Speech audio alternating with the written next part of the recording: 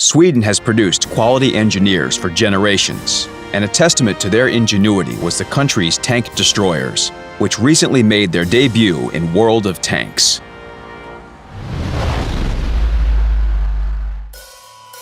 Filled with eclectic vehicles, the top TD really is one of a kind. Also arriving with these new vehicles are new mechanics, travel, and siege modes. The TD branch deviates from the STRV FM21 light tank.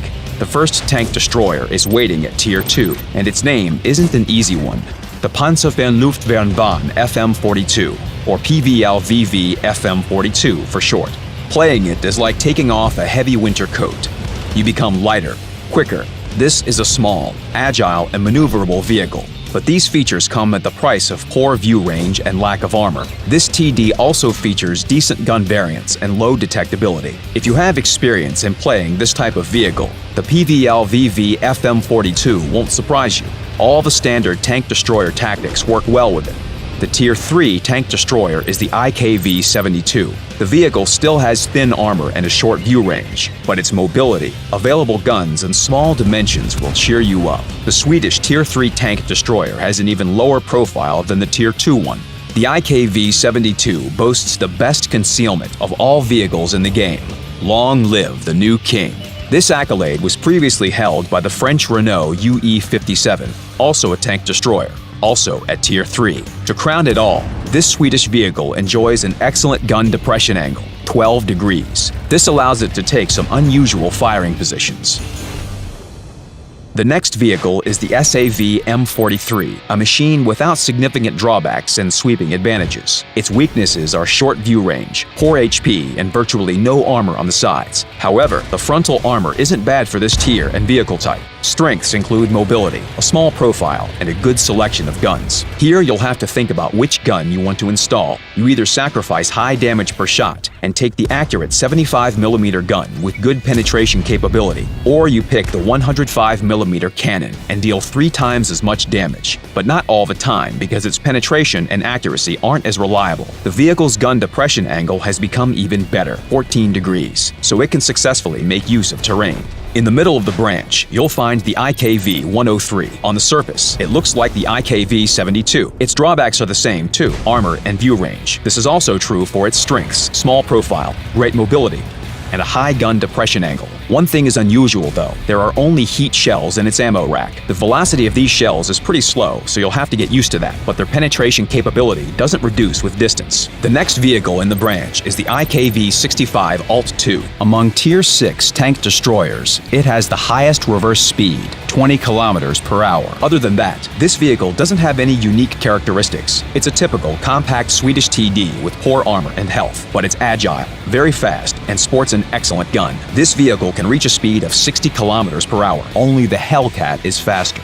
The IKV-90 Type B, the last vehicle of the branch with familiar mechanics. However, its exterior already bears a resemblance to the top Swedish TDs. Usually, a cabin in the rear creates problems, as it seriously impairs the elevation and depression angles. But not here.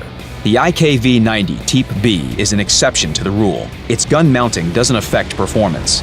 It has decent specifications for its type, tier, and nation. It's a delicate and quick machine with a good gun. You can apply standard tactics on the battlefield in this vehicle. However, standard is no way to describe our next 3 vehicles. The UDES-03, STRV-1030,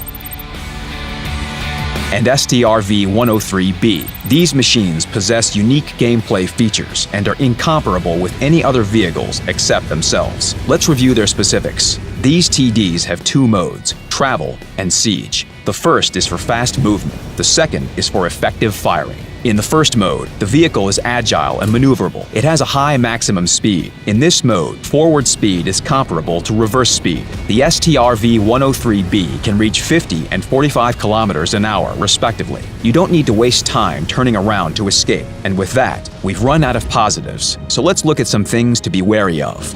In travel mode, you can't alter the gun elevation angle. It's fixed. For horizontal movement, the hull moves too.